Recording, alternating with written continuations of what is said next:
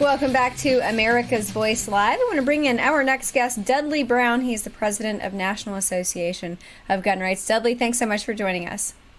Thanks for having me, Amanda.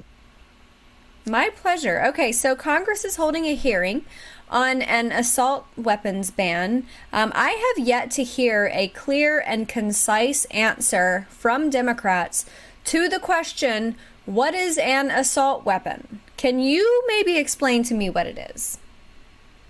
Well, sometimes gun owners can be kind of tedious. We don't like that term, assault weapons, because that's clearly the term of the left to demonize the firearm. But this bill, the Democrats have decided, is going to be a lot tougher than the 1994 Feinstein ban that lasted for 10 years and was failed to be reauthorized.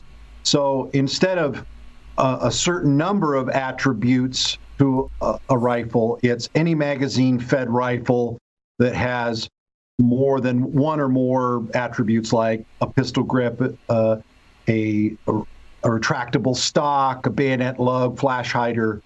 And so what they're trying to do is define it down into a little tougher to wiggle out of, because of course that 10-year ban really didn't stop a lot of firearms manufacturers from making close to, quotes, assault rifles.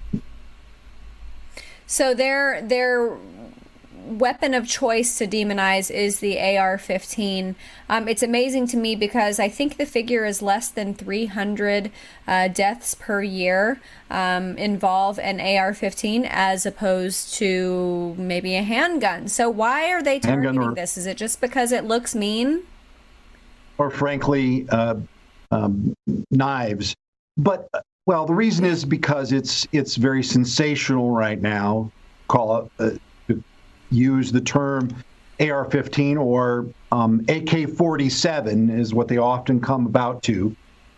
That's another term they like to throw out, although technically an AK-47 is a fully automatic weapon.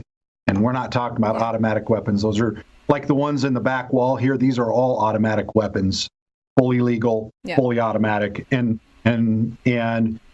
that's not what they're talking about. They're talking about semi-automatic rifles. The interesting thing, Amanda, is that when this debate started back in the early 90s, when Feinstein pushed her 94 assault weapons ban, there were about 2.5 to 3 million AR-15s in America. Right now, we estimate it at 35 million AR-15s in America. So the genie's out of the bottle. So really the only way, if you really want to stop these rifles from being in American citizens' hands, you got to follow Beto O'Rourke's plan, and that is you got to come get them. And of course, our answer to that is hell no, you're not getting my AR-15. Yeah, and it's only a buyback if they were ever to sell for sale to begin with, and trust me, mine aren't for sale. Yeah. The buyback, that's an interesting concept of buyback property that you never owned. And but it's a euphemism for we want to steal your guns and we're going to send government agents to your house and kick your door down. Right.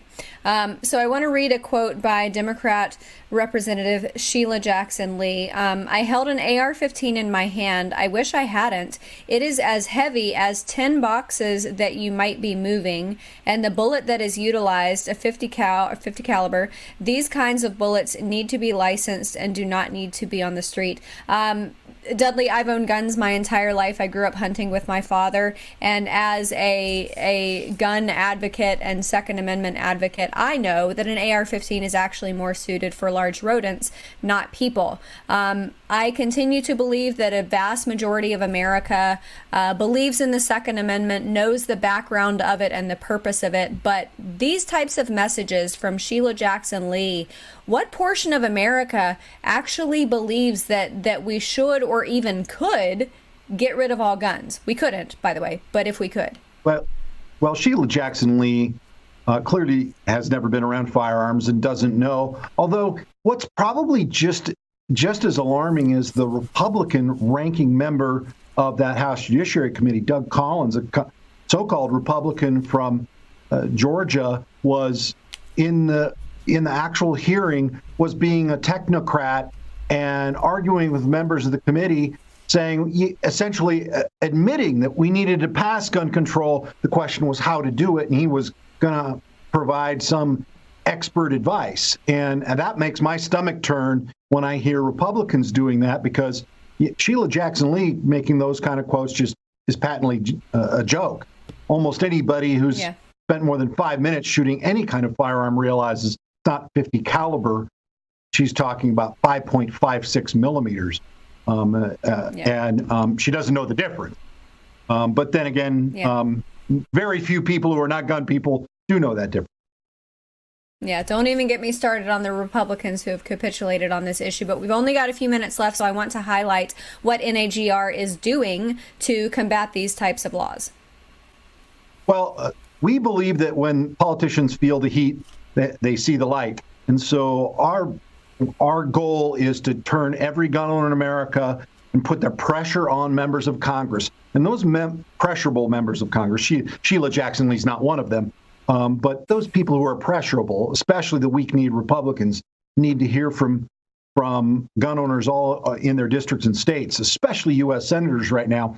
And I need to be clear, Amanda, the President of the United States has endorsed a whole raft of gun controls. What he actually does, we don't know. That's why we're trying to put the pressure on the president right now, saying, don't turn on your base, Mr. President. That's a great way to lose 2020.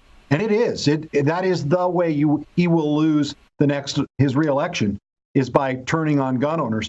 Red flag is one of them.